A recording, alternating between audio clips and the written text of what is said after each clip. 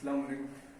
तो हम उसका पढ़ना है हमें packing fraction for simple unit cell हम पढ़ चुके हैं कल परसों। तो उसके आगे हम पढ़ेंगे अब packing fraction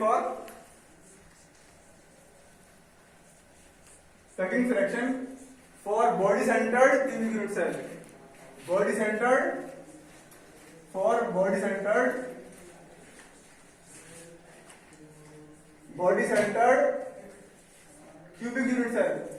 cubic unit cell.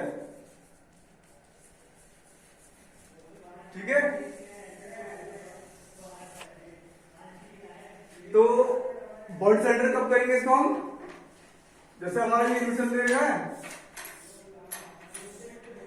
Programming में, ठीक है।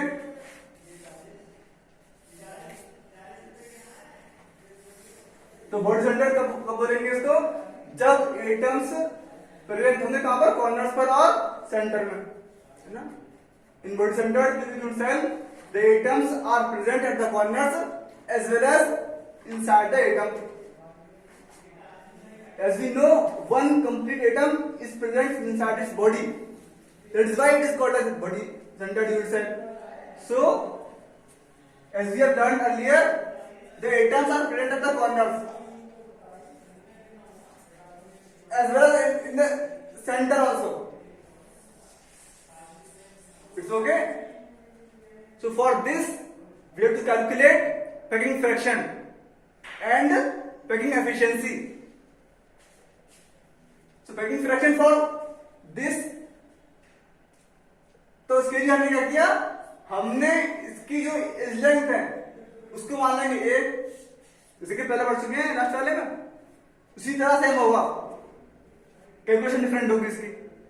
तो हमने इस यूनिट सेल के एज लेंथ को माना ए, ठीक है। तो लिखेंगे इसके आगे edge length of unit cell, edge length of unit cell equal to क्या हो जाएगा? ये हो गया। उसके आगे जो इसमें एटम्स प्रेजेंट हैं, है ना, उसका हमने निकाला रेडियस आर माना था उसको हमने, इसको भी रेडियस मान लेंगे, एटम रेडियस को माना हमने आर। अब इसमें हमने कैलकुलेट किया कि relation between the A and R, A और आर के बीच में क्या संबंध है, क्या रिलेशनशिप है? तो relation between r and a निकालेंगे इसको। तो फॉर्मूला हमारा क्या है इसका? R equal to √3a/4। पहले पढ़ चुके हो ना इसके बारे में कि relation between R and A निकाला था हमने। तो उसमें निकल के आया था हमारा रेडियस क्या था? Radius equal to √3a/4। या हमने A क्या था? A क्या था हमने कि A इक्वल टू 4R/√3। ठीक है। अब देखो इसकी क्या होगा, इसकी रैंक क्या होगी?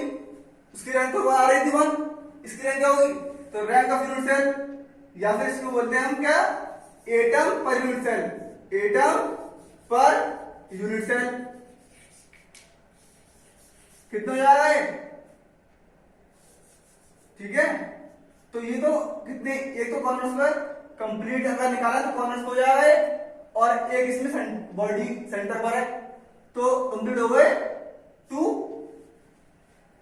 उसके आगे निकालेंगे वॉल्यूम। तो वॉल्यूम जैसे उसमें निकाला था लास्ट वाले में हमने, वॉल्यूम निकाल दो। Volume of unit cell equal to क्या हो गया? ए क्यूब हो गया। वॉल्यूम कैसे निकालते हो? Length into breadth into height. तो हमने इसकी लेंथ भी ये मान ली है, इस लेंथ क्या है? ये तो है। और ब्रेड्थ कितनी है इसकी? वो भी कितनी है? ये माना है हमने इसको। और हाइट इसकी कितनी है? ए। क्योंकि क्यूबिक यूनिट सेल है तो क्या होगा? सब एंगल इसकी 90 डिग्री के होंगे, सारी लेंथ बराबर है। तो क्या होगा फिर इसका? ए क्यूब हो गया। ए इंटू ए क्या हो जाएगा? A into A length into breadth into height क्या हो जाएगा?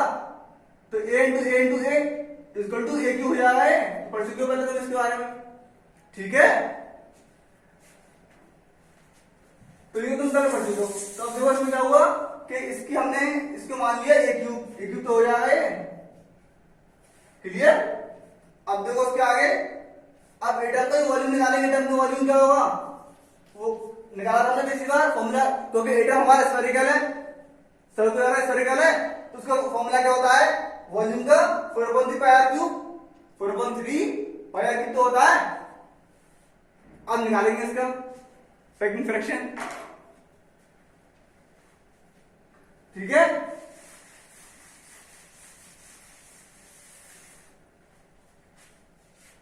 देखो इसमें क्या होगा,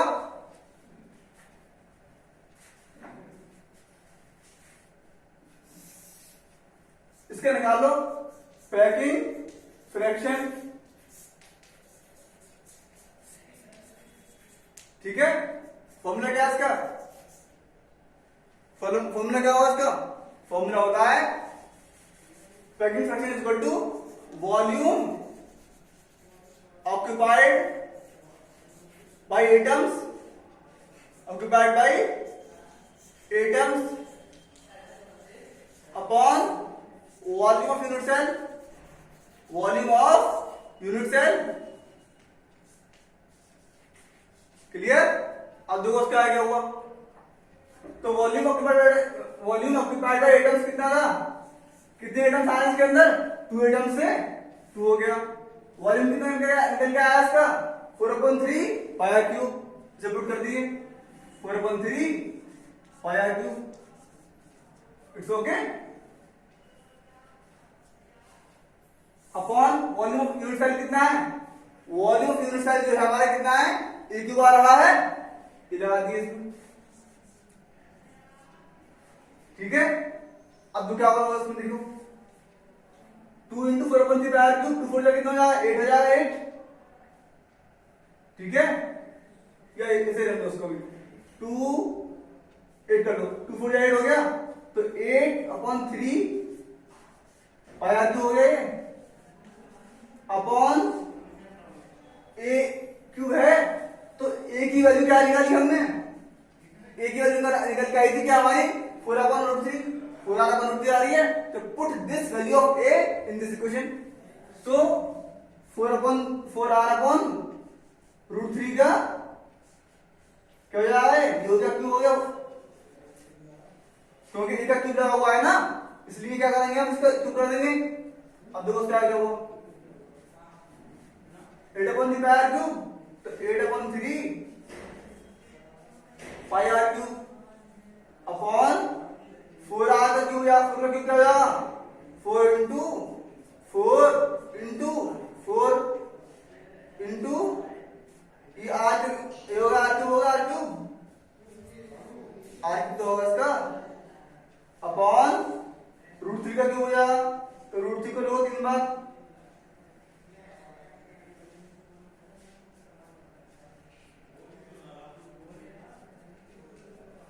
क्लियर। तो उसका क्या हुआ 8/3 पाई आर क्यूब,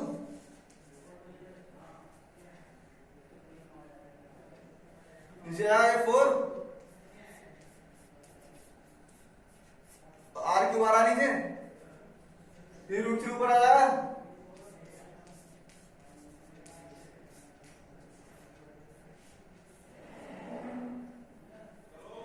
क्लियर। तो उसका क्या हुआ, ऐसे काट लो, आर क्यूब से आर क्यूब कैंसिल हो गया, 4 1 जा 4, 4 2 जा 8, ठीक है, 2 1 जा 2, 2 2 जा 4, ठीक है। अब देखो ये 3 रहेगा 3, इस 3 क्या करोगे, जैसे कि आप जानते हो 3 क्या होता है √3 इंटू √3, और 3 दे रखा है आपको, देखो 3 दे रखा है मान लो, या देखिए इसमें क्या आ रहा है, 3 दे रखा है आपको 3, तो √3 इंटू √3 करोगे तो क्या हो जाएगा 3 हो जाएगा, 3 बराबर होता है √3 इंटू √3 तो होता है, तो इसकी जगह √3 इंटू √3 कर दो, ठीक है। अगर स्टेप में करोगे उसको अपने कॉपी में आप इंटू √3, क्लियर। इस √3 को 2 √3 दे रखे ना, इसको 2 √3 कैंसिल हो जाएंगे, क्लियर। अब तो क्या होगा इसका बनेगा इज इक्वल टू, क्या बचा आपके पास √3 बचा, √3 यहाँ पे पाई और √3 बचा हुआ है, तो √3 इंटू पाई अपॉन ये क्या बचा हुआ है 4 2 8 बचा हुआ है 8, 4 इंटू 2 बचा हुआ है, ये आ गया रूट 3 वैल्यू पुट कर दो उसके अंदर, क्या होती है 1.73 होती है, इंटू पाई वैल्यू क्या होती है 3.14 होती है, पाई की वैल्यू क्या है 3.14 अपॉन 4 इंटू 2 क्या हो जाएगा 8 हो जाएगा 8। ठीक है, इसको सॉल्व करोगे तो इसका आंसर क्या आएगा 0.68। क्लियर आप नजर आ रहा है यहां तक? ठीक है, तो हमने इसको कैलकुलेशन किया, उसके बाद में इसको रूट 3 के पुट करेंगे 1.73, पाई के पुट करोगे 3.14, डिवाइड करोगे इसे 8 हो गया, ये आ गया। इसको जब तुम सॉल्व करोगे तो क्या आंसर आएगा इसका 0.68 आएगा, 0.68 आ रहा है। ठीक है, अब उसके आगे देखो यहाँ पे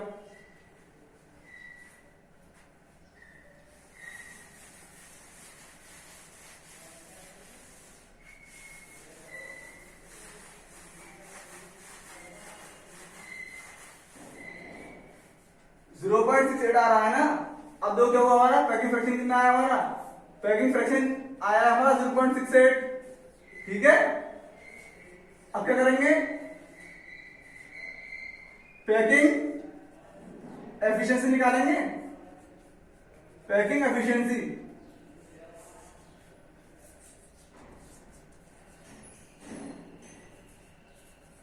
इसके फॉर्मूले क्या होता है, इसके फॉर्मूला होता है volume occupied by atoms upon volume of unit cell into 100। ठीक है, बस क्या करना है इसमें आपको परसेंटेज निकालेंगे इसकी, तो पैकिंग एफिशिएंसी में क्या करना है बस 100 से मल्टीप्लाई कर दो, इसको कर दो उसको मल्टीप्लाई 0.68 आया था आपने, इसमें वो फॉर्मूला जगह का इसलिए फॉर्मूला लिख रहा है, तो उसको क्या करोगे ये देखो formula packing efficiency is equal to volume occupied by atoms divide by volume of unit cell into 100। इसकी वैल्यू पुट कर दो इसमें 0.68 इनटू 100 कर दो। In this you have calculate it is equal to 68% आ गया हमारे पास, आया कि नहीं आया? So in this you have calculated packing efficiency is equal to 68%। आप क्या निकालेंगे इसमें एम्प्टी स्पेस कितना बचा हुआ है,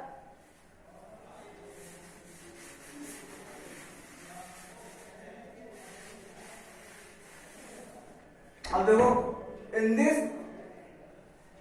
we have calculate packing efficiency, now we have to calculate the empty space. तो empty space is equal to क्या होता है, इसी को तो बोलते हैं वॉइड्स। अब वॉइड्स निकाल लो इसकी, कैसे निकालोगे, टोटल कितना होता है, टोटल हमारा टोटल होता है 100, इसमें माइनस कर दो, इसके कितना माइनस करोगे इसमें से माइनस कर दो 68 को। ठीक है, कितना करके आएगा आपके पास,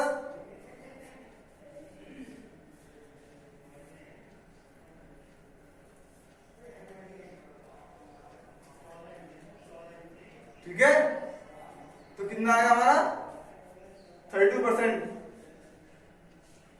तो एम्प्टी स्पेस हमारा कितना आ रहा है, empty space is equal to हमने निकाला है 32%। ठीक है, इतना अच्छी तरह पैकिंग करने के बाद में भी क्या हुआ, इतनी जगह इसमें खाली भी हुई है, किसके अंदर, यूनिट सेल के अंदर। क्लियर,